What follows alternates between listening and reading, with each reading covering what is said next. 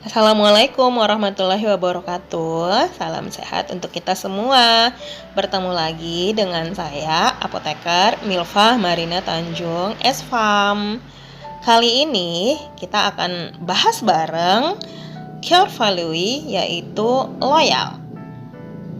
Kami berdedikasi dan mengutamakan kepentingan bangsa dan negara. Pengampu saya kali ini adalah Ibu Yamnur Mahlia, SST, MKes.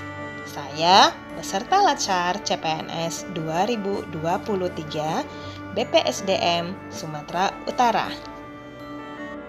Untuk mengimplementasikan keloyalan dalam bekerja, harusnya ASN mengerti apa itu loyal. Loyal yaitu kesetiaan yang timbul tanpa adanya paksaan, tetapi timbul dari kesadaran sendiri, baik itu kepada perseorangan maupun instansi. Tentu dari pengertian loyal yang kita ketahui, ada panduan perilaku loyal yang juga harus kita pahami. Yang pertama, memegang teguh ideologi Pancasila, Undang-Undang Dasar 1945, serta setia pada NKRI. Contohnya, yang pertama, bisa kita lihat yaitu memegang teguh ideologi Pancasila. Yang kedua, setia dan mempertahankan Undang-Undang Dasar 45 dan pemerintahan yang sah. Yang ketiga, memiliki kemampuan dalam melaksanakan tugas. Di sini, seorang ASN harus kompeten. Yang kelima, melaksanakan kewajiban sebagai Undang-Undang ASN, yaitu pasal 23. Lalu, poin yang kedua, kita harus bisa menjaga nama baik sesama ASN, pimpinan, instansi, dan negara. Contohnya, yang pertama, kita harus menjalankan tugas secara profesional dan tidak berpihak kepada siapapun.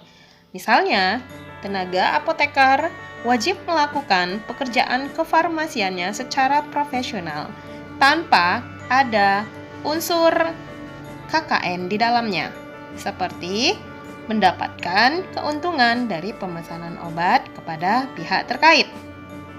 Yang kedua, membuat keputusan berdasarkan prinsip keahlian, yaitu di sini keahlian tenaga profesi apoteker.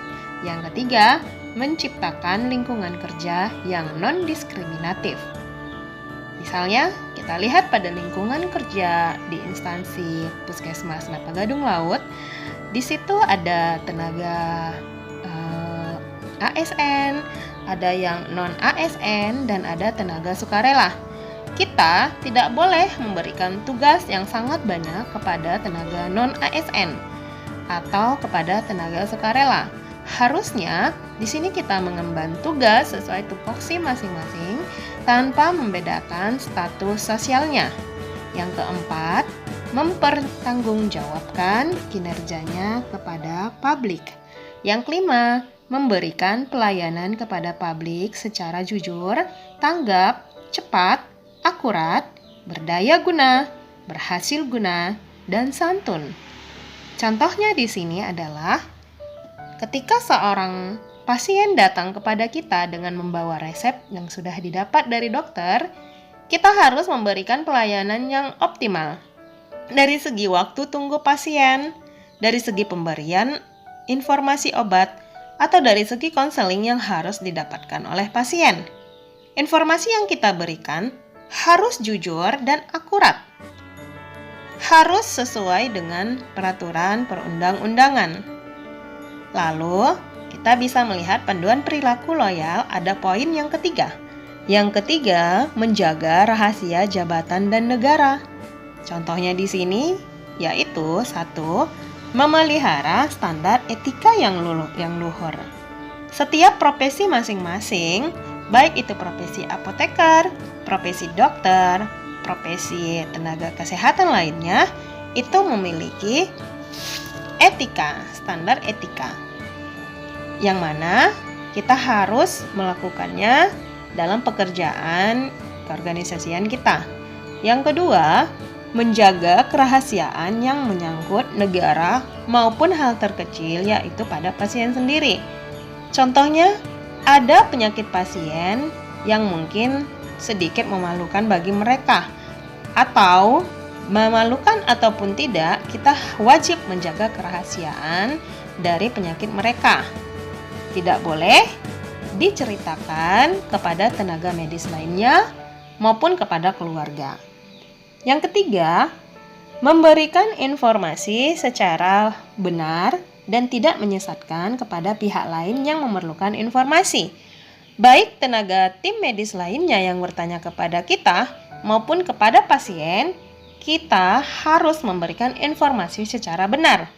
Jika di saat mereka bertanya dan kita belum mengetahui, kita bisa untuk melihat informasi terlebih dahulu baik dari buku maupun dari internet.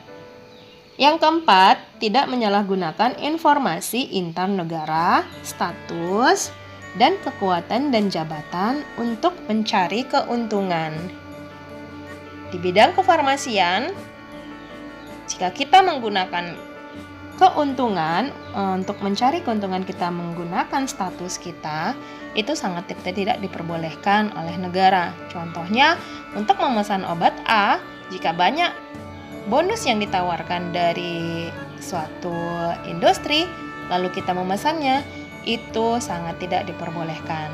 Itu adalah salah satu contoh sikap yang tercela.